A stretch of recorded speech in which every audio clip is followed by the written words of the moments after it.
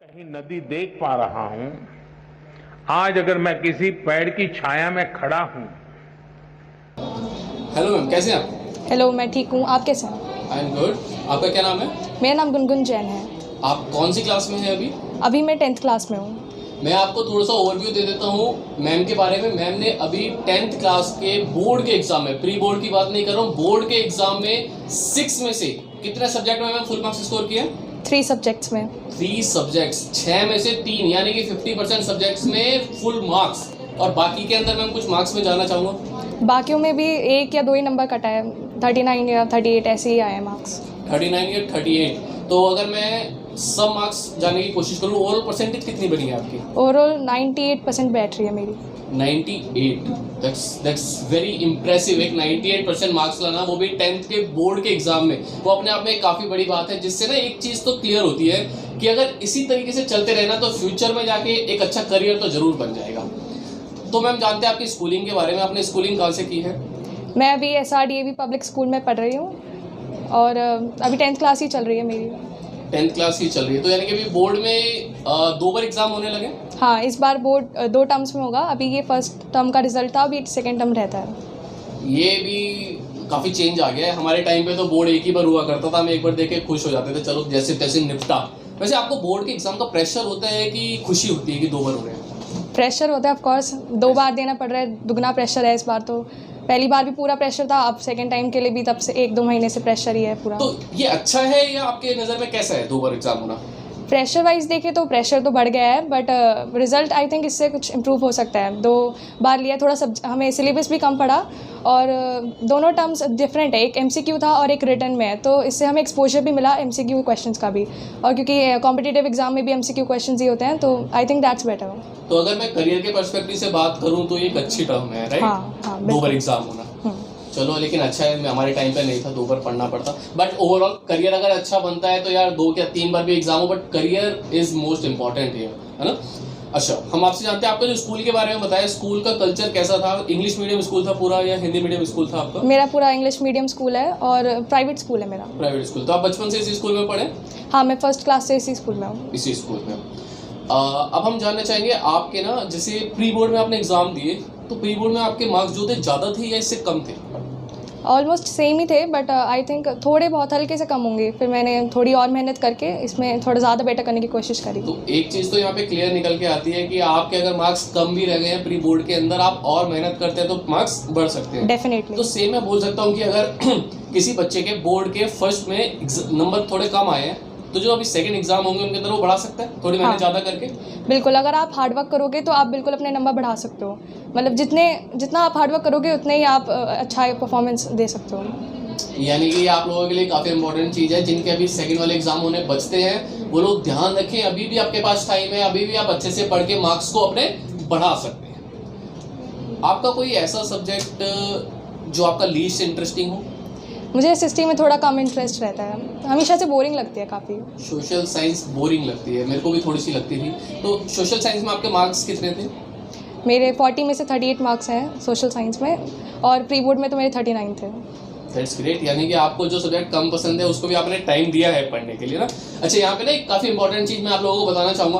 काफ़ी बच्चों के साथ क्या होता है, उनको कोई सब्जेक्ट पसंद नहीं होता ना, वो उसको पढ़ना बंद कर देते हैं। तो ऐसा बिल्कुल नहीं करना। अगर आपको कोई सब्जेक्ट कम भी पसंद है तो समझो उसके अंदर आपको काफ़ी टाइम इन्वेस्ट करना पड़ेगा, तभी आपको वो थोड़ा इंटरेस्टिंग लगने लगेगा। हाँ। और आप उसमें मार्क्स स्कोर कर पाएंगे, राइट? अच्छा, आप मुझे कुछ ऐसा बताइए कि आपके साथ पहले कभी ऐसा हुआ कि आप पढ़ रहे हैं, पढ़ते हुए आपको प्रॉब्लम्स आई, घर पे कोई इश्यूज आए या पढ़ाई में कोई दिक्कतें आनी शुरू हुई या तबीयत खराब की वजह से आपका परफॉर्मेंस कभी खराब रहा हो? इस बार मेरी फैमिली में कुछ मिसहैपनिंग हो गई थी, तो उस कारण मैं काफ़ी मेंटल ट्रॉमा में थी। तो पढ़ते पढ़ते बीच में मन हट जाता था और खुद को काफ़ी मतलब मोटिवेट करके पढ़ना पड़ता था, तो it was a tough time. तो जब आप डीमोटिवेटेड आपने बीच में थोड़ा फील किया, तो कैसे आपने उसको ओवरकम किया? I will like to say that my mother is the biggest source of support for me. So whenever I felt little demotivated, I will go to her and she will just pamper me. So that will just give me immense support. That was the whole system of support I got from her. एक जो mother का touch होता है ना, वो काफ़ी important होता है लाइफ के अंदर। मेरे को भी अपनी जर्नी याद है, जब मैं CMA कर रहा था तो कई बार ना पढ़ते पढ़ते ऐसा फील होता था कि यार कितना पढ़े, है ना, थक जाते थे, मेंटली एग्जॉस्ट हो जाते थे, मन करता था थोड़ा रेस्ट कर ले, बट हमें पता है पढ़ना जरूरी है तो हम पढ़ते थे। तो जब मेरे को बड़ी ज़्यादा टेंशन सी हो जाती थी ना कई बार एग्जाम की या रिजल्ट की, तो मैं भी मम्मी के पास जाके बैठ जाता था 5-10 मिनट के लिए। वो हालांकि हमें कई बार सांत्वना नहीं दे रही होती थी, वो हमें इधर उधर की बातें बताने लग जाती थी, मामा की, चाचा की, बट ना हमारा जो मेंटल लेवल था वो थोड़ा सा ना नॉर्मल हो जाता था। ऐसे आपके साथ भी होता था?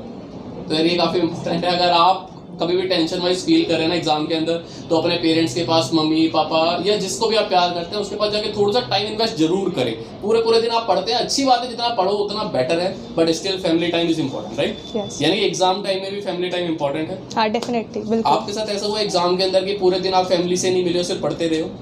हाँ, मतलब जो सब्जेक्ट मुझे डिफ़िकल्ट लगते थे, मैं अपने आप को एक रूम में बंद करके पूरे दिन पढ़ रही होती थी। फिर एट द एंड मुझे मतलब अच्छा नहीं लगता था, क्योंकि मुझे बातचीत करने का शौक़ है, पूरा सब कुछ शेयर करने का है। तो फिर मैं ज़रूर एंड में जाके कभी ना कभी दिन में एक बार तो ज़रूर अपनी फैमिली के साथ सब कुछ शेयर करती थी, उनसे बातें जानती थी, बातें करती थी। खाना वगैरह स्किप किया है आपने कभी पढ़ते में? हाँ, वो बहुत बार करा है खाना तो स्किप। मेरा कई बार सिलेबस रह जाता है, या फिर जो मेरा टारगेट है एक दिन का वो कंप्लीट नहीं हुआ, तो मैं खाना स्किप करके पहले वो कंप्लीट करती हूँ। फिर मम्मी पीछे से ज़बरदस्ती खिलाते पाते लगे। ये काफ़ी अच्छी बात होती है फैमिली की कि वो कभी हमें भूखा नहीं रहने देती है ना। हाँ। हमारे साथ होता है, हम कई बार खाना स्किप करते हैं कि यार पहले कर लूँ, पहले पढ़ लूँ और पढ़ लूँ, बट एट द एंड अगर हम अच्छा खाना खाते हैं, एक हेल्दी डाइट लेते हैं, तो वो इंपॉर्टेंट होता है हमारे माइंड की मेंटल हेल्थ के लिए भी। हम रिफ्रेशिंग फील करते हैं और उससे हम अच्छे से पढ़ पाते हैं। एग्री? ठीक। अच्छा, आप एक चीज़ मेरे को बताइए, आपको कैसे पढ़ना पसंद था? आप रात को देर तक पढ़ते थे या मॉर्निंग में जल्दी उठ के पढ़ना पसंद करते थे? मैं एक अर्ली बर्ड तो हूँ नहीं, तो मैं जल्दी उठती नहीं थी। मैं जस्ट स्कूल के अकॉर्डिंगली उठती थी। फिर स्कूल की क्लासेस ली, ट्यूशन लिया, तो टाइम नहीं बचता था बिल्कुल भी। तो फिर रात को ही पढ़ना पड़ता है। और ऐसा नहीं कि मुझे रात तक लेट जागना पसंद है, बट स्टिल मुझे रात का ही टाइम मिलता था, तो उसी में पढ़ना पसंद करती थी। फिर मैं सोशल मीडिया पे आप कितना टाइम इन्वेस्ट करते हैं? लगभग 4-5 घंटे? उतना भी नहीं, पर थोड़ा टाइम तो मैं इन्वेस्ट करती हूँ। मैं बिल्कुल वो वाली बच्ची नहीं हूँ कि सिर्फ किताबों में बुक वॉर्म नहीं हूँ। मैं सोशल मीडिया अच्छे से यूज़ करती हूँ, थोड़ा जितना मतलब करना चाहिए, 1-2 घंटे। एक बेसिक, है ना? हाँ। नेटफ्लिक्स का सब्सक्रिप्शन ले रखा है आपने? हाँ, ले रखा है, बट ऐसे नहीं कि मैं सारी मूवीज़ देखती हूँ। जैसे किसी ने बता दिया कि ये वाली मूवी बहुत अच्छी है, कि इसमें कुछ बहुत अच्छा लेसन है या कुछ भी, तो फिर बस सिलेक्टिव मूवीज़ देखती हूँ, ज़्यादा मूवीज़ नहीं। देखो, एक ये मिसकंसेप्शन लोगों का होता है कि जो पढ़ाकू बच्चे होते हैं वो सोशल एक्टिव नहीं होते, वो कुछ भी नहीं करते हैं लाइफ में। सब कुछ करना जरूरी है, but that to be in a limit, right? आपका एग्जाम है, आप एक रात पहले अपना एक नया नेटफ्लिक्स का कुछ आया शो, वेब सीरीज आप पूरा देखने लगे, तो उससे तो ऑब्वियसली बात है आपका एग्जाम बर्बाद होने वाला है, राइट? तो आप क्या सजेस्ट करते हैं लोगों को कि ओटीटी वेब सीरीज रियली देखनी चाहिए या सारी देखनी चाहिए? रियली देखनी चाहिए। और अब तो मतलब ऐसा तो है, मतलब सारे टाइम आप बिजी रह सकते हैं, इतनी ज़्यादा ओटीटी सीरीज़ आती हैं, मूवीज़ आती हैं, बट आपको एक लिमिट तक ही देखना चाहिए, और वो भी सेलेक्टिव भी। मतलब ऐसे बाकी सब में पता नहीं आजकल मूवीज़ में क्या गलत गलत लेसन्स देते हैं। आपको अच्छी वाली जो सेलेक्टिवली सब आपको बताए कि बहुत अच्छी हैं, बस वही वाली देखनी चाहिए।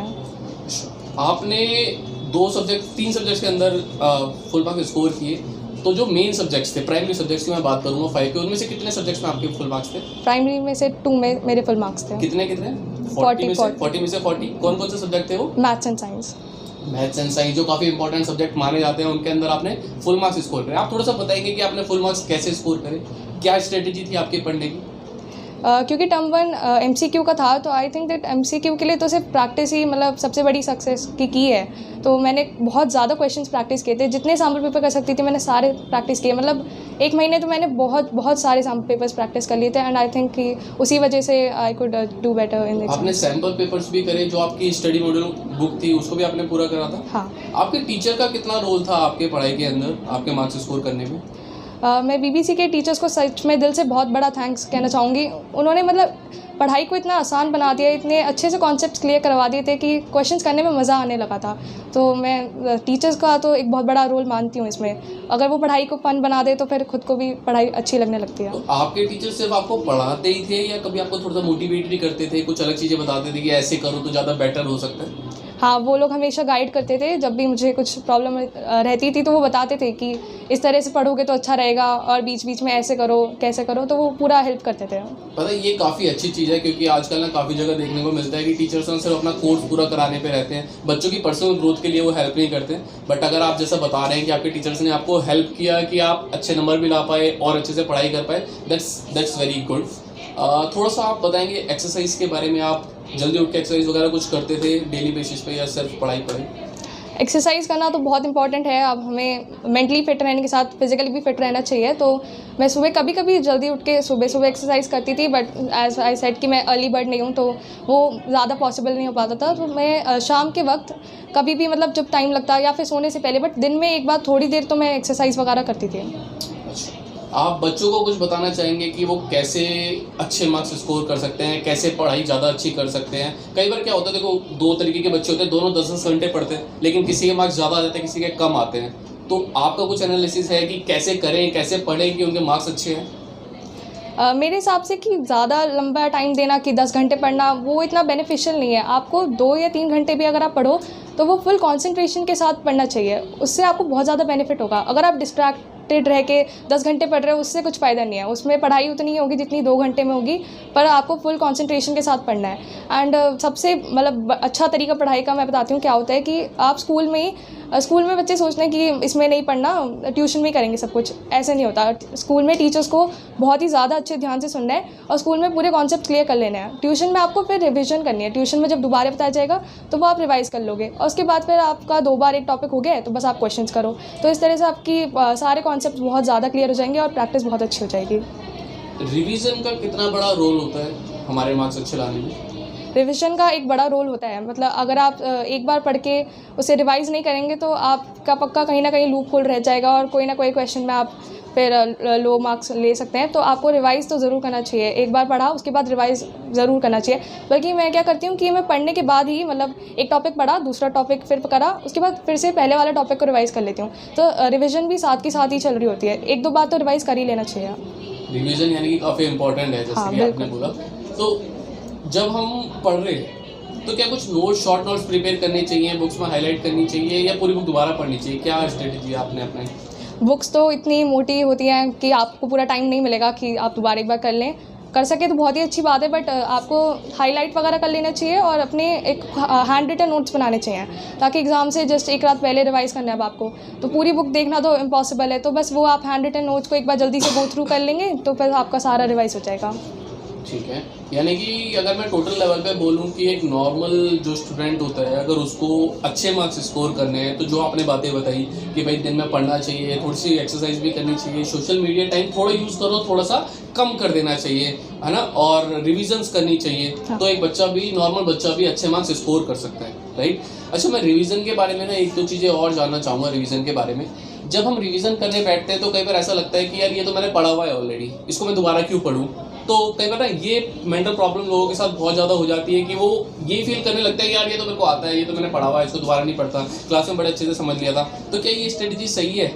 नहीं, ये बिल्कुल भी सही नहीं है, बल्कि आपके नंबर इसी से कटेंगे, मैं सही बता रही हूँ। मेरे साथ भी यही होता है, मेरे को टफ क्वेश्चंस तो आ जाएंगे, इजी में ही फिर डाउट रह जाता है, क्योंकि हम यही करते हैं कि इजी टॉपिक ऐसे छोड़ देते हैं। ऐसे बिल्कुल भी नहीं करना, हमें एक एक टॉपिक को ढंग से पढ़ना है, दोबारा रिवाइज़ करना है, चाहे हमें वो आता भी हो। और क्वेश्चंस में भी हम यही करते हैं कि ये वाला क्वेश्चन आता है, इसे स्किप करती हूँ, इसे नहीं करना, ऐसे नहीं करते। हमें एक एक क्वेश्चन को मैनुअली सॉल्व करना है, चाहे वो हमें कितना भी अच्छे से आता हो, तभी हम कुछ अच्छा से कर पाएंगे। मैथ्स में स्टेप मार्किंग होती है एग्जाम के अंदर? हाँ। तो आपने फुल मार्क्स कैसे स्कोर किए? मतलब कहीं तो होगा ना कि कुछ रह गया, ये लिखना भूल गई, वो लिखना भूल गई, या एक स्टेप बीच में मिस कर दिया, तो कैसे आपने उस चीज़ को मैनेज किया?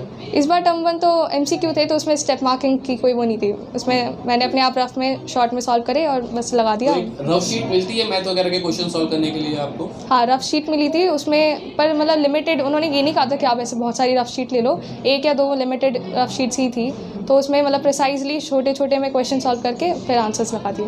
अगर तो यहाँ से ना एक चीज़ निकल के आती है कि अगर आप MCQ कर रहे हो तो MCQ इज अ लाइक छोटा सा क्वेश्चन होता है, उसके अंदर ऑप्शंस होते हैं, उसमें से आपको टिक करना होता है। दैट मीन्स आपको काफ़ी फास्ट उस क्वेश्चन को सॉल्व करना होगा। इसका मतलब अगर बेसिक कंसेप्ट्स वीक हो गए हमारे तो फुल मार्क्स लाना तो लगभग इम्पॉसिबल हो सकता है। हाँ, तो बेसिक्स क्लियर होंगे तभी हम कुछ कर सकते हैं। बेसिक हमेशा, हमारा बेस हमेशा स्ट्रांग रहना चाहिए। तो आपका बेस कैसे स्ट्रांग हुआ, कुछ थोड़ा सा बताएंगे आप? बेस अब मतलब अगर किसी ने स्टार्ट से पढ़ाई नहीं की तो उसको तो काफ़ी मेहनत करनी पड़ेगी, पर मैं वैसे बताऊं तो मैंने हमेशा से ही मतलब फर्स्ट सेकंड क्लास से ही मतलब मुझे स्कूल में बहुत इंटरेस्ट आता था मैथ्स और साइंस में, तो मैं टीचर्स को बहुत ज़्यादा ध्यान से सुनती थी, इसलिए आई थिंक मेरा बेस थोड़ा स्ट्रॉन्ग था, क्योंकि मैं एक एक कॉन्सेप्ट बचपन से ही क्लियर करके चलना चाहती थी। बट अगर अभी आप 10th के बेसिस पे अगर अपना बेस स्ट्रॉन्ग करना चाहते हैं तो आई थिंक पहले आप यूट्यूब वीडियोज़ वगैरह देखिए, उनसे भी बेस काफ़ी अच्छे से क्लियर हो जाता है, क्योंकि वो काफ़ी डीप में समझाते हैं। पर अगर आपको हमेशा लाइफ टाइम के लिए भी स्ट्रांग रखना है तो वो तो बचपन से ही मेहनत करनी पड़ती है। तो हम सम अप करते हैं चीज़ों को। आपको पढ़ना है, मिनिमम 2 से 3 घंटे तो पढ़ना ही पढ़ना है, जितना ज़्यादा हो सके उतना बेटर है। थोड़ा सा मी टाइम, फैमिली टाइम निकालना है, बहुत ज़्यादा भी मत निकालने लग जाना एग्जाम के टाइम पे, बट हाँ फैमिली से कनेक्ट जरूर होना चाहिए। हेल्थी डाइट लेनी हमको चाहिए, रिविजन्स हमको करने चाहिए, और कोई डाउट आए तो अपने टीचर्स के पास रीच आउट कर लेना चाहिए, राइट? डेफिनेट। तो अगर आप ये सारे पॉइंट्स को ध्यान रखेंगे, फॉलो करेंगे, तो that means you can also score good marks in your examinations, right? So आप फाइनल जो आपके सेकंड टर्म एग्जाम होने वाले हैं उसके अंदर आप क्या स्ट्रेटेजी अपना रहे हैं आजकल? अभी मैंने सारे चैप्टर्स कर लिए हैं और रिवीजन भी एक बार तो हो गई है। अभी प्री बोर्ड चल रहे थे तो मैंने वो सब तो कर लिया है। अब मैं सैम्पल पेपर्स करूँगी, मतलब 1 महीना अब जब टाइम है, और फिर सैम्पल पेपर ऐसे नहीं कि सिर्फ देखा ओरली और हो गया, पूरे मैनुअली एक एक क्वेश्चन को खुद करके उसे फिर सेल्फ एसेस करूँगी। स्टेप मार्किंग वाला जो भी सैम्पल इसमें स्टेप मार्किंग दे रखी होगी वो वाले सैम्पल पेपर लेके स्टेप्स देखूँगी कि किस स्टेप के क्या मार्क है, तो उससे मुझे आइडिया लग जाएगा कि ये स्टेप बहुत इंपॉर्टेंट है, ये मुझे करके आना है, या फिर ये कीवर्ड इंपॉर्टेंट है साइंस के आंसर्स में।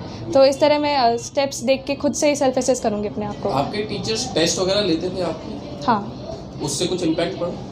हाँ, साइंस के मतलब daily A to Z her class में टेस्ट होते थे, मैथ्स में भी वीकली टेस्ट होते थे, तो उससे एक तो सेल्फ अपना पता चल जाता है कि हम कहाँ स्टैंड करते हैं। और इतने सारे क्वेश्चंस कर लिए थे तो अब एक अप्रोच बन गई थी। मतलब क्या है कि हमें कभी कभी क्वेश्चन देख के समझ नहीं आता कि स्टार्ट कहाँ से करें, इसे सॉल्व कैसे करें।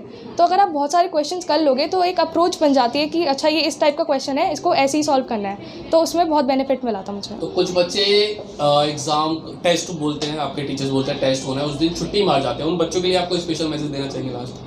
चाहे बिल्कुल भी पढ़ाई नहीं करी हो, पर एग्ज़ाम देना तो बहुत ज़्यादा ज़रूरी है। उसी से तो पता चलता है कि हम कहाँ स्टैंड करते हैं, कितनी मेहनत करनी है, अभी कैसे करना है। एक आइडिया एग्ज़ाम से ही, टेस्ट से ही लगता है, तो वो तो कभी भी स्किप नहीं करने चाहिए। टेस्ट एक ऐसी चीज़ है जो आपको प्रिपेयर